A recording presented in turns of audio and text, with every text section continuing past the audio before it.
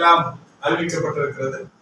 47 இடங்களுக்கு 8772 பேர் விண்ணப்பித்திருக்கிறார்கள். இந்த 8772 தகுதி படைத்த 47 பேர் எம்ஆர்பியின் சார்பில் தேர்ந்தெடுக்கப்பட்டு அவர்களுக்கு பணியாணைகள் தரப்படவிருக்கிறது. எனவே இந்த நிலையில் அரசின் சார்பில் கடந்த ஒரு வாரத்தில் 428 மருத்துவர்களுக்கு பதவி உயர்வுகள், 2553 மருத்துவ காலி பணியிடங்களுக்கு தேதி முன்கூட்டியே அறிவித்திருப்பது, 2140 செவிலியர்களுக்கு வருகிற 2ஆம் தேதி பணியாணைகள் தருவது என்று பல்வேறு பணிகள் விரைந்து நடைபெற்று மருத்துவர் பணியிடங்கள் மட்டும்தான். 2553 முழுமையா மருத்துவர் பணியிடங்கள்.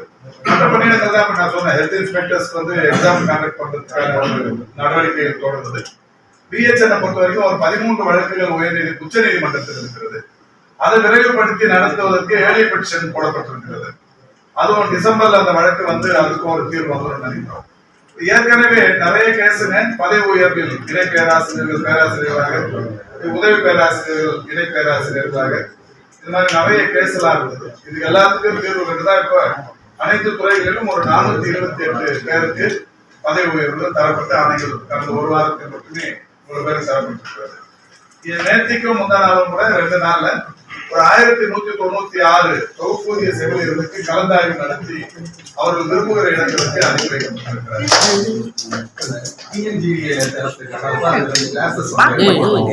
சொல்லவே இல்லை, அது செய்தி அவங்க அந்த மாதிரி சொல்லல. சம்பந்தப்பட்ட டாக்டர் செந்தில் பேசுறேன், அவர் ஒரு மதிப்பு அறிக்கை தரப்போறாரு.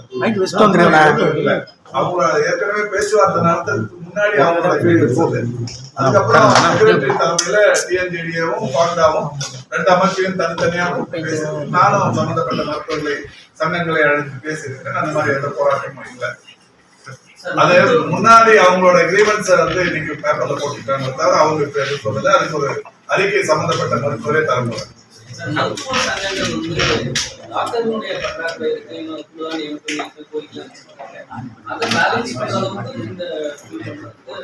இல்ல அது எல்லாரோட பொறுத்த வரைக்கும் ஆரம்பத்துல இருந்து அந்த காலி தமிழ்நாட்டு முதலமைச்சர் பெரிய அளவில் முனைப்பு காட்டுகிறார்.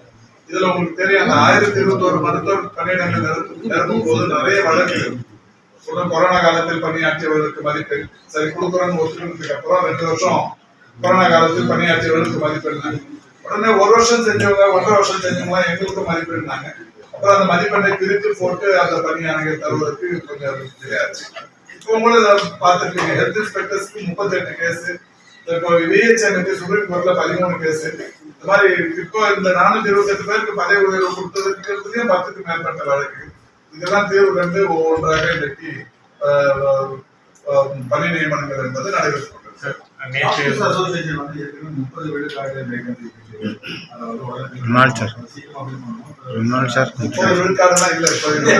இருக்கிற, அதாவது வேகன்சிஸ் இப்போ வெளிப்படையா சொல்லியிருக்கிறோம்.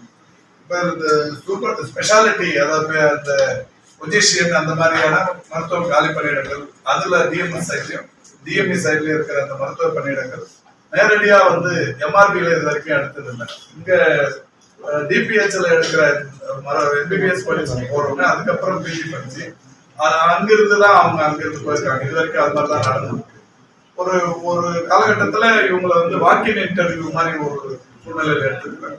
அந்த மாதிரி வாக்கின் இன்டர்வியூ எடுக்கலாமா, சட்டப்பூர்வமா அது சரியாகுமா, இல்ல எம்ஆர்பியில எடுக்க முடியுமா, இதுக்கான அந்த இதெல்லாம் நடந்தது. இது ஒரு முடிவு வந்ததுக்கு அப்புறமா அந்த மருத்துவர்களையும் எடுக்க போறாங்க.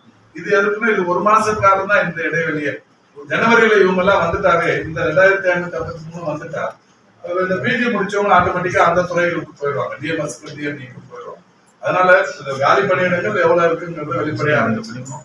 அதுல இப்போ மருத்துவ சங்கங்கள் சொன்னாங்க. அப்புறம் அவங்களே நாங்க கூப்பிட்டு பேசும்போது 30% இருக்குன்னு கேட்டோம். அவங்க எல்லாம் ஐடியில சொல்றது தானே, எவ்வளவு காலி பணியிடங்கள் இருக்கோ அத்தனை பணியிடங்களை நிரப்புவதற்குரிய நடவடிக்கைகள் அறிவிச்சிருக்கோம். அதான் 2026 அரைசிங் வேகன்சியே எதிர்பார்த்து இது சம்பந்தமா சங்கங்களிடத்தில் முழுமையாக பேசப்பட்டது. வழக்கு மன்றங்களுக்கு போறதை யாரும் தடுக்க முடியாது. அவங்க உரிமைகளுக்கு இந்த ஹெல்த் இன்ஸ்பெக்டர்ஸ் பாத்தீங்கன்னா 2 வருஷம் அவங்க கோர்ஸ் படிச்சிருக்கணும், தமிழ்நாட்டுல படிச்சிருக்கணும் அப்படிங்கிறது ஒரு பொதுவான நியதி.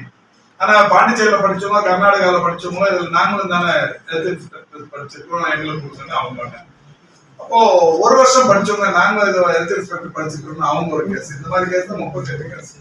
கடைசியா ஹைகோர்ட் என்ன சொல்லிட்டு உங்களுக்கு ஒரு எக்ஸாம் நடத்திட்டு எக்ஸாம் நடத்துறது எப்படி நடத்துறது போறதுங்கிறதுக்கான ஒரு கைட்லைன் தயாரிக்கிற பணி நடக்குது, அது முடியும்.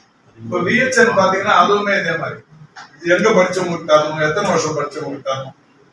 இப்ப படிச்சுட்டு அத்தனை பேருமே கவர்மெண்ட்டுக்கு வரணும்னு நினைக்கிறாங்க. இதுல பெரும்பகுதியா ஒரு கோர்ட்டுக்கு போறது ரொம்ப ஈஸி. படிச்சுட்டு எது படிச்சாலுமே இது ரிலேட்டடா படிக்கும் போது எங்க படிச்சாலுமே நான் அரசு வேலைக்கு தான் போகணும். அந்த மனநிலைங்கிறது அதிகரிச்சு இல்ல நல்லா இருக்குங்க. அதாவது அவருக்கு வழக்கமா இருக்கிற அந்த பாதிப்புகள்ல நேற்றுக்கு நல்லா இருந்தாரு, அதான் பேசுறாரு, அந்த மாதிரி நல்லா இருக்காரு. தீவிர சிகிச்சை